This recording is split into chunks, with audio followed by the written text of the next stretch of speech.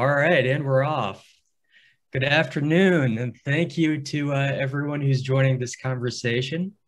We're going to keep this very casual today. Some quick housekeeping. In a moment, I'll introduce our featured guest speaker. She will give some brief remarks, and then I think we're going to get into a little bit of a conversation. So, if folks watching would like to join in and pose some questions for our guest speaker, we'd certainly welcome it. Questions can be asked using the Q&A chat box at the bottom of the Zoom screen. For those who don't know who I am, my name is Joel Porter. I'm the policy manager with Clean Air Carolina. I'm still fairly new to both the organization and to our great state. I moved here from DC, where I spent the last 15 years advocating at the national level for energy and environmental issues. When I moved down here 2 years ago, environmental justice was a relatively new concept to me. I didn't realize the roots the issue has in North Carolina and how important a topic and how central it would become to our organization's policy goals. Today, we're going to explore that importance in greater detail. And our featured speaker is an expert on all things EJ and a fellow traveler in my world as an environmental advocate. Marilynn Marsh-Robinson is the Director of Partnerships and Outreach at the Environmental Defense Fund. In her role at EDF, she builds key relationships and partnerships with energy and environmental stakeholders to help broaden conversations that are key to policy discussions centered around energy, climate, and the environment. She serves on the North Carolina Department of Environmental Quality's Environmental Justice and Equity Advisory Board and is a member of the Planning Committee of the North Carolina Environmental Justice. With that, Marilynn, thank you so much for being here today. Let's use my relative newness to this issue as a jumping off point, and maybe you can give us a bit of background into the central EJ issues that our state has grappled with. Now, I'm going to use a bit of the moderator's prerogative here and maybe see if you can focus your remarks a bit on policy and how the need to have policy to help these communities that have been environmentally distressed find some sense of justice, quite frankly. So I'll turn it over to you for a second to let you say what you'd like, but maybe additionally talk a bit about where EJ first came from, maybe what's been going on these issues thus far, what are you doing on the EJ Inequity Advisory Board, and what are we dealing with today? What's going on? Okay, first of all, thank you for having me here today.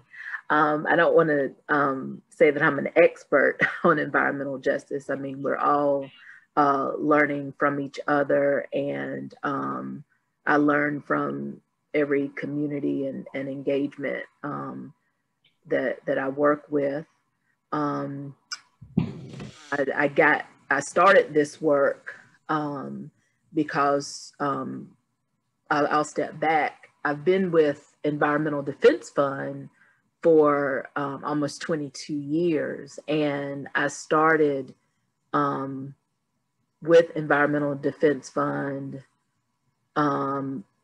because I wanted to work with the environmental movement because I saw so many people that looked like me adversely impacted by the environment. And I wanted to be on the solution side, right? But I did not see many people that looked like me on the solution side. And so that was a bit puzzling to me, that so many people that were impacted looked like me, but people on the solution side did not. I began to see this divide. And I began to want to work more with impacted communities and wanting to work more with people that were impacted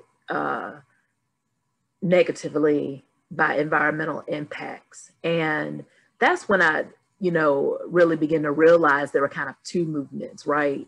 The environmental movement and the environmental justice movement, and that the mainstream kind of environmental movement did not really account for a lot of the impacts to, honestly, the impacts to it just wasn't a very inclusive movement. And so I began to seek out volunteering with groups like the North Carolina Environmental Justice Network and other groups to begin to learn more about working with people. And so I really want to thank Naima Muhammad, Gary Grant, and others for that education, and I still volunteer with them today. Trailblazers for sure. Yes, absolutely. And so, though I'm sure there's been, protests and challenges to unwanted land uses and environmental injustices, North Carolina is actually credited for the birth of the movement. In 1982, a predominantly African-American county community in Warren County was fought against having a hazardous PCB landfill in their community. And that kind of began the birth of the movement because it presented such an outrage, and their protests. There was hundreds that were arrested, and the NAACP and others participated, and it began this national conversation about their concerns of, the high rate of illness and the activities that threaten their environment. And it took decades to kind of clean to, although the landfill was sited there, and it took decades to clean it up, it did spark this conversation of environmental injustice, and it led to other studies like Toxic Waste and Race, which was in 1987, that led a direct correlation to waste facilities and race. That was the first study that said there's a direct correlation to your skin color, and that is the most significant factor into where some of these hazardous waste facilities are sited, and that 3 out of every 5 African American and Hispanic live in a community near a toxic waste facility. And Dr. Bullard and our very own Donna Chavis in North Carolina, some of you may know her, and others worked on that report. And those activities, just kind of giving a little history here, some of you may know this, led to, in 1991, the first, just hitting some highlights here, the first National People of Color Environmental Leadership Summit that was held in DC, where representatives from all over the country came together and really convened under this umbrella of environmental injustice, and brought and created a document called The Principles of Environmental Justice, where that we still use today. That, that communities want to speak for themselves, and just other principles of engagement. And then that engagement led on to President Clinton, of course, in 1984. That attention led on to the executive order of 12898, to the executive order, right, on environmental justice, that really mandated all agencies to have a strategic plan. And of course, these are just kind of some events that led to where we are, kind of a foundation to where we are today. What about at the state level? Maybe you can speak about how, going from that experience at the waste dump, quite frankly, what it was, to moving forward. How has the state tried to deal with that issue? How have they, or not, quite frankly, right? Like, because we are still dealing with those issues. We're still dealing with chemers, PFAS, We've had a lot of panels talking about industrial hog operations and the effects that those have. So is the learning from its mistakes, or is there how can we bridge that divide that seems to exist? Yeah, so there's a there's a wide range of issues, and you know, I'm going to be honest, that divide, it still exists, right? I think that there's the environmental groups are beginning to think more about equity, justice. They're beginning to think more about engaging differently, partly because we have to. This is a different moment. Engagement must look different. And people are acknowledging that. There's a part of me that says, you know, there should have never been two movements, right? Yeah. The environmental movement should have always thought about people impacts, should have always thought about justice, should have always been thinking about the differences, right? But I think that, you know, they were good about thinking about things in silos, but now this is a different moment. And, you know, it has been an exclusive movement. We didn't account for power dynamics, upstream, downstream impacts, who's getting dumped on, where's the waste going, where are the jobs going, who's receiving the benefits, right? But you have to account for those things because that's life. Those are the questions that have to be answered.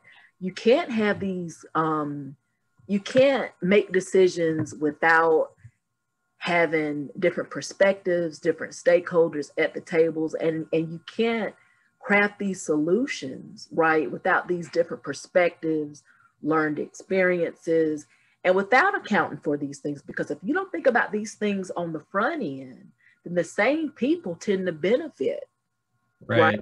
And a lot of times, you know, we're talking about public dollars, right? We all pay. And so we all should, you know, we should be looking at making sure that especially communities that are sharing, that are hosting some of these industries, right, that we are making sure that they receive benefits, that we are you know, thinking about equity and centering equity in these conversations. And I think because of demographic shifts, to be quite honest, I think because of where we are in this moment in time, that's forcing some of these conversations.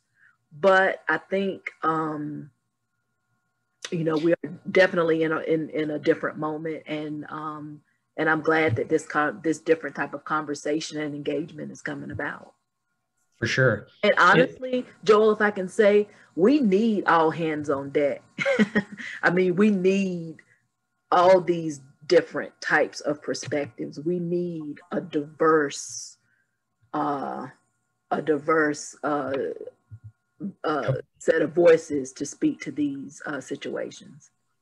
Giving voice, I think, and sharing voice is really central to this whole issue, quite frankly. And there have been some laws that open up projects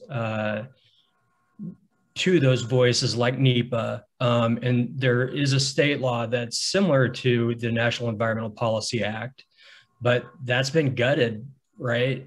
Like the General Assembly a few years ago ripped out the meaningful parts of that law. So are we ever going to get back to a point where we're inviting those conversations, you know, where we're talking about the human costs versus the economic costs? How do we begin to bridge that divide? And is there, either at the federal level, the state level, the local level, are there ways that we as an organization, Clean Air Carolina, or folks just on the webinar, how can they really inject themselves into the conversation in meaningful ways? And as we struggle with climate change in particular, we want to make sure that we are addressing these concerns in a productive way so that we don't continue to exacerbate the problem. So what are some solutions that you guys over at EDF work on? I know we kind of have some, we share some joint road together, so I know some of what those are, but I'm curious if you could illuminate me a bit on what you're seeing from the EJEAB, or, what's some stuff that's happening? Well, I mean, thank you for the question, and thank you for bringing up, policy that's been changed in recent years. I think that as we think about, equity and environmental justice and impacts to people, and cumulative impacts, right? Because we know that people in these communities are often dealing with more than one industry that's having an impact on the health and and the environment. We need to, we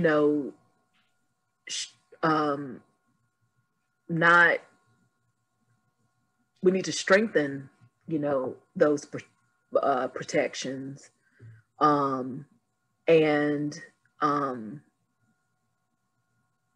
not decrease the power of some of those protections, right? And just thinking about some of the industries that have really been strong, and we don't necessarily per se work in this, but like wood pellets, and some of the other industries that have really been have really increased their presence here in the state as of in the last few years. I think that we really have to think about just the amount of just how many, I know only the solid waste permits account for cumulative impacts, but we really have to look at how much these communities are hosting. Yeah. Because when there are some counties that are just really they're dealing with a lot, right? And they have a disproportionate share of impact, it seems, and they are very concerned, and we need to think about that. And I think as organizations think about what they can do, and our, my organization included, think about what you can do to help communities even before, oftentimes we think about, well, gee, what can we do when things get to a DEQ level, right? But oftentimes, sometimes when it gets to the state level, it can be really advanced, and but what about when things are at the local level, right? How can we help communities engage, and what actions can be done, whether it's with zoning, whether it's with the planning division, whether it's with engagement with their county commissioners? What can be done at that local level to help either educate some of the leadership there, or help educate some of the people in the community about the opportunity, right? Some people feel like, oh, if we approve this, jobs are coming, and then they find out it may only be a couple of jobs, right? And so, just understand that, whatever people feel like is coming to their community, that they understand the full opportunity. So understanding more at a local level so people can really get engaged, and also help local elected officials be aware as well. That's Do a better job of that. Great points. Yeah, I think, you know, a lot of times we hear from the state that the first time that they're hearing that somebody's upset about a project is when they're going through an air permit. And, you know, we could absolutely do a better job getting our members informed about a project going into an area, and, you know, having them write their county commission, right? Like, that's simple stuff. That's often not thought about, how a lot of these projects are you know, you have opportunities at the lower level to make your voice heard. Yeah, you're hitting it. You're hitting it. Well, and sometimes, Joel, I mean, to be honest, some people have not engaged at that level before. So sometimes too, it's helping people build esteem to participate at that level. I think sometimes we take for granted that some people say, oh, it's easy to do that. People can just go and sign up and speak before the commission and stuff. Well, it's not that easy for some people. And so sometimes it takes investment, right? And taking time to work with people at that level. And it takes, even before you get to that, spending time, building trust. And even before that, right? Listening, establishing a relationship. And those are all things that we have to do, right? If we're thinking about incorporating equity into our strategy, centering equity, being more mindful of engaging with communities. Certainly, absolutely. So there are a few things that I want to touch on in our remaining couple of minutes here. Mm-hmm. I would be remiss. A lot of our conversation has been about the impacts of climate change over the last couple of days, and how the impacts of climate change will most likely disproportionately impact the communities that are already suffering so much. So I want to give you a moment. Do you have ways that we might begin to really, through policy changes, begin to address climate change, address those communities, help protect those communities from the possibility of the risk of climate change further impacting those communities? Because that's, I think, from an organizational perspective, what we're ultimately trying to do. And I'll mention our petition for rulemaking in particular, mm-hmm. Because we do want to make sure that, and for folks that don't know, we have regulatory action before the Environmental Management Commission that will begin to regulate carbon dioxide, which is important, and we need to do that. But there are always concerns, right, that any regulation can impact a community. So I want to give you just a minute, if you can, and maybe talk about that and how you guys have been. I know you guys have been doing some work on the petition, and let you address how regulations and preventing the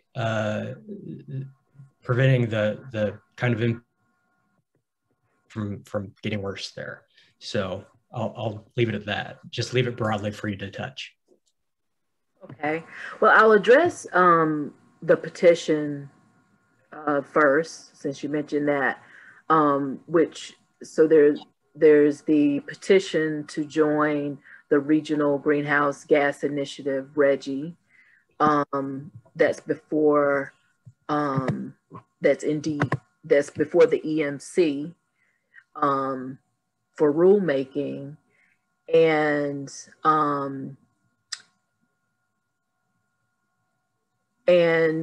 I think that to reduce greenhouse gas emissions, and it is a market-based program. And I think that you're right. There are some some equity concerns with market-based approaches. And I think with, I think people who know EDF as an organization know that we are usually pro market-based approaches, right? But I must say that, with as much work as I've done with communities and everything, so there's a couple of things that I do want to say about this. Is one, is that these are very complex topics, right? And it does matter when community is brought into the discussions, right? And I think sometimes when things are being mentioned, it's best to bring community in as soon as possible. And I think sometimes when these ideas are being discussed, community should be brought in sooner rather than later, especially because there's often a curve to get people up to speed on, and because of the equity implications. So I'll lead off by saying that. Two, I think to be sure that, because there are revenues that are to be generated with this, and with the program that's being proposed, not exactly sure where the revenues may go, right? Usually the revenues may go towards low to moderate income communities or impacted communities, right? And so I think in this case, it's not as quite clear. And so I think that calls for concern there as well.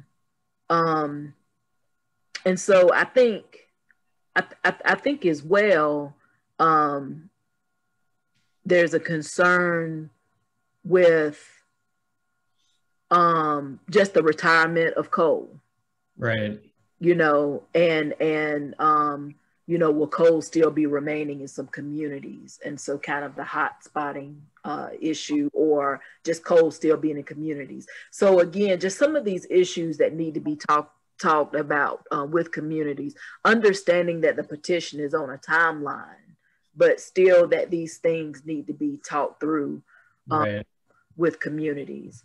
In terms of other pieces of things that are going on, I think that, there's the clean energy plan that's going on, that has gone on, that has been released. Other pieces under Executive Order 80, like the North Carolina Climate Risk Assessment and Resiliency Plan. There's an equity section there that addresses things like energy burden, flooding, storm surge.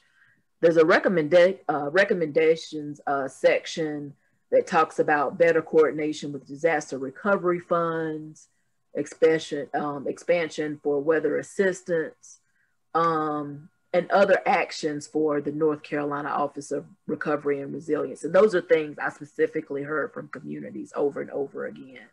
You asked before about the Environmental Justice Equity and Advisory Board. I just want to mention that's another place for people to engage. There's 4 working groups there. We have building climate resilient communities. We have health and cumulative impacts that also addresses environmental regulation and public engagement. We have clean and equitable energy transition and economic justice. And we meet on the 4th Monday of the following months, February, May, August, and November. And then I just want to mention, there are other things like the Andrea Harris Task Force, right, that was created out of an executive order that addresses environmental, economic, and health disparities in communities of color disproportionately impacted by COVID, that's housed under Department of Administration, but they do have an EJ working group, and part of their charge, they're thinking about, they're advocating for EJ staff in like 4 agencies, right? So starting to think about how can this conversation be broadened, not only just within DEQ, but how can we look at environmental justice within other agencies as well? So there are, definitely places where conversation and policy is being impacted and places to engage. Yeah, absolutely. Thank you for mentioning that. We've tried to do a little work, and we've had some conversations with the Department of Commerce, for example.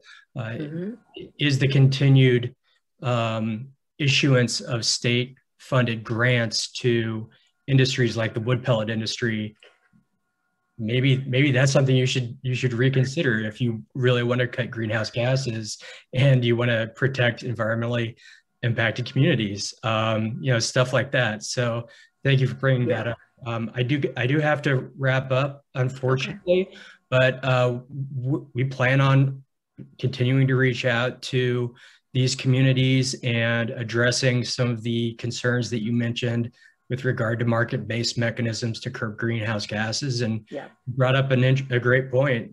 There is a revenue stream there, so you can help alleviate problems using that money versus other solutions that don't have that kind of flexibility. So Marilynn, thank you so much for taking the time to chat with me today. This has been a lot of fun.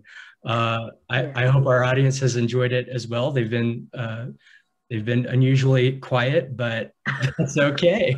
It's let me kind of ask some things I've been wanting to ask you. So I'm going to go ahead and pivot now. We've got coming up next, we're going to hear from some young students who participated in a collaboration between Durham Public Schools and the EPA STEM program. Ryan Goley, is a science teacher at Southern School of Energy and Sustainability in Durham. We are also joined by Kelly Witter, Director of the EPA Community Engagement and STEM Education Program, and Lauren Bamford, Outreach Coordinator for for the EPA's program. Thank you very much for joining us today. Hey, thanks so much, Joel. Hello, everyone. And a major thanks to Marilynn and Joel for that very important and engaging discussion on environmental justice, which has roots here in North Carolina. And gosh, I just want to echo what Marilynn said. I think it's a great point that we really need all hands on deck. So from the federal, state, local levels, but also making sure that we're listening to and empowering our local communities. So fortunately, I have the privilege and joy of working with young folks and kind of in my local community, and they give me a lot of hope for the future. So as Joel said, my name is Ryan Gully. I'm an earth and environmental science teacher here in Durham at Southern School of Energy and Sustainability. And you might notice that I'm actually back in the classroom because we're preparing to return to some kind of form of face-to-face learning tomorrow. But I'm excited to be here today. It's been really interesting to learn kind of as I'm getting my classroom set up and listen in. So Stephanie Johannes from Queen Anne, North Carolina, and then Kelly Witter and Lauren Bamford from the EPA facilitated 2 very engaging sessions with my AP environmental students. So we kind of explored our health impacts from our environment, especially focusing on the air and how that impacts our health in our communities. The second session was a lot of fun too. The EPA has developed this really great game where it gives the students or anybody who's playing it, I learned a lot too, a really realistic look at where our energy sources come from. And it kind of gives students a realistic way to check out the environmental impacts of our energy sources, the cost, and then how interrelated that all is with the geography of where we are and kind of how that's all very important. So I would like to give a major thanks to Kelly and Lauren from the EPA for facilitating those sessions, as well as Stephanie from Clean Air North Carolina. So I just have a short video that my students and I put together, and I'm sorry the music didn't transfer over, so it's quiet. But besides that, I hope you guys get a kick out of this. So let me share my screen really quick. Can everybody see that okay?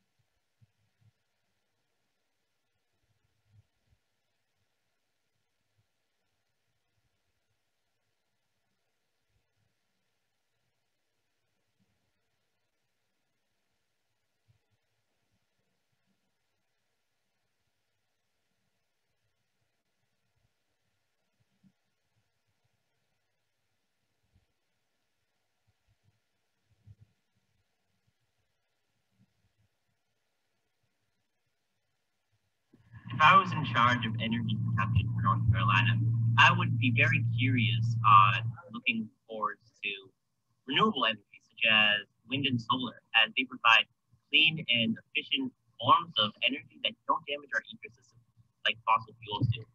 I'd also be very curious about nuclear energy, as the amount of just pure energy produced is huge compared to other forms, and its waste is, though can be toxic, it's very, very small compared to fossil fuels.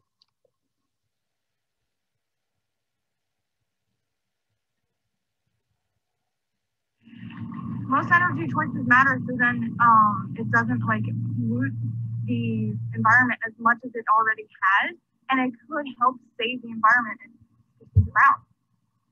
Excellent.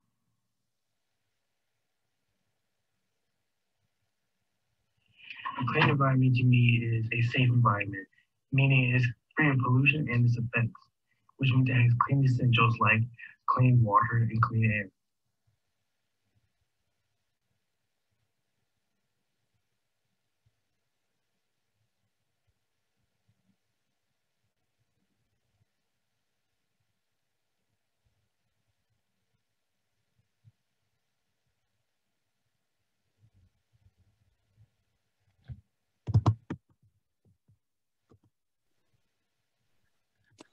All right. Well, I hope y'all enjoyed that. It just was a little brief video that my students put together, but they had such a great time with Stephanie and then also with Kelly and Lauren from the EPA. So thanks again for all that. And thanks for everybody here. We appreciate the work that you're doing. And kind of like I said, I think with the next generation coming, the future's bright. That's really remarkable that those guys are putting the connection together, you know, really connecting the dots about their natural environment already. So hopefully we've got some future Clean Air Carolina interns coming. Definitely. So thank you so much for that, Ryan. And thank your students for us as well. That was great. If folks want to go back to their agenda, we will be starting the next panel discussion shortly. That I believe is looking forward: mitigation, adaptation, and resilience. Thank you very much, and we appreciate your participation today. Take care.